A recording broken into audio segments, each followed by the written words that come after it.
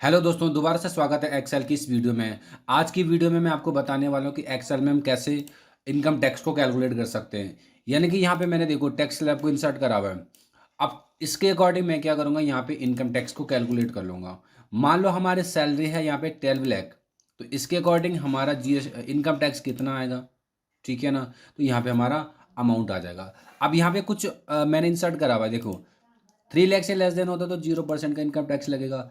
3 लाख से greater than and 6 lakh तक हमारा 5% का इनकम टैक्स लगेगा, ठीक है ना। 6 लाख से 9 लाख के बीच में होता है 10%, 9 से 12 के बीच में 15, 12 से और 15 तक हमारा 20%, अब 50 से ग्रेटर होता है तो 30% का हमारा इनकम टैक्स लगेगा। अब यहाँ पे हम क्या करने वाले हैं, अमाउंट निकालने वाले हैं। मान लो हमारी जो सैलरी है टोटल एनुअली है, ठीक है ना, ये एनुअल के अकॉर्डिंग है। हमारी एनुअल इनकम है 12 लाख, तो हमारा इनकम टैक्स कितना आना चाहिए, ठीक है ना। इसके लिए हम क्या करते हैं, एक्सेल में इफ़ के साथ एंड फार्मूला लगाते हैं। तो इसके लिए मैंने क्या लगाया, इफ़ और एंड फार्मूला, ठीक है। फर्स्ट टाइम क्या करोगे, एंड मत लगाओगे। मैंने कहा अगर सैलरी लेस देन होती है या इक्वल होती है, लेस देन इक्वल 3 लाख, तो इनकम टैक्स जीरो कटेगा। No income tax, no income tax लिखो, आप जीरो लिखो, आपकी मर्जी, ठीक हो गया। इसके बाद मैंने इफ के साथ एंड लगाया। अब मैंने कहा salary greater than 3 lakh and less than equal to 6 lakh, यानी कि 3 लाख से ज्यादा होती है और 6 लाख तक, तो कॉमा इस सैलरी का मल्टीप्लाई 5% का इनकम टैक्स कटेगा, ठीक है। पहले हम कंडीशन पूरी लगा देते हैं, फिर हम देखते हैं कि अमाउंट हमारा कितना आ रहा है, ठीक है। वही फटाफट कर देते हैं, हम इफ के साथ एंड लगाते हैं, ठीक है। Salary greater then 6 lakh and less then होता है, इक्वल होता है 6 के बाद है 9 लाख, ठीक है ना। तो कॉमा इस सैलरी का मल्टीप्लाई 10% का हमारा इनकम टैक्स कटेगा। समझ में आ रहा है, देखो 3 लाख से लेस देन होता है तो जीरो, 3 लाख से ग्रेटर देन एंड 6 लाख तक हमारा 5% का आता है, 6 लाख से ग्रेटर और 9 लाख से लेस देन तो 10%, ठीक है।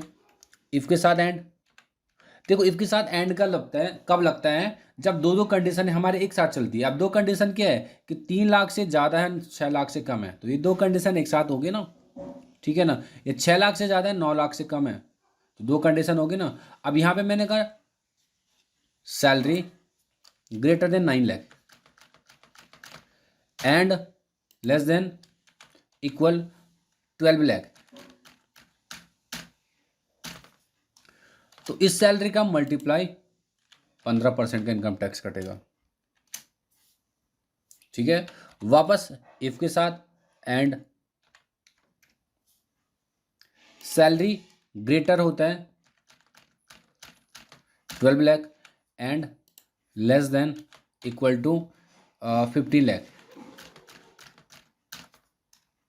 तो इस सैलरी का मल्टीप्लाई 20%,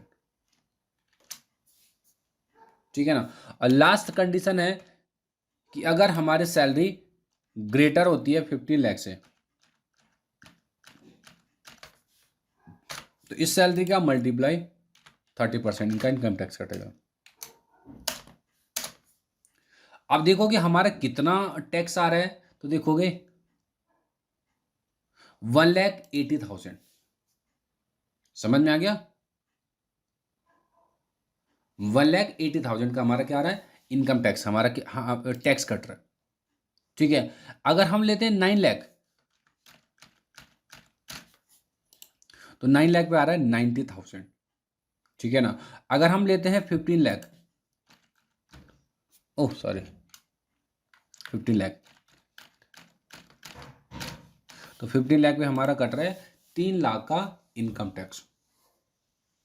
समझ में आ गया ना। तो ये हमारा इसके साथ एंड फॉर्मूला, और इसको हम साथ में बोलेंगे इनकम टैक्स निकालना। हो सकता है हमारे इस बीच में सैलरी हो सकती है 9 लाख ना होकर 8 लाख हो सकती है, इस पे कितना कट रहा है, 80,000 कट रहा है, ठीक है ना। अगर हमारा मान लो कि 11 लाख आ रही है, ठीक है ना, तो उसके अकॉर्डिंग अगर देखो तो 1,65,000 का हमारा इनकम टैक्स कट रहा है, ठीक है ना। तो ये था हमारे इफ के साथ एंड फॉर्मूला और इनकम टैक्स निकालना। अगर आपको वीडियो पसंद आई तो लाइक कमेंट सब्सक्राइब जरूर करना।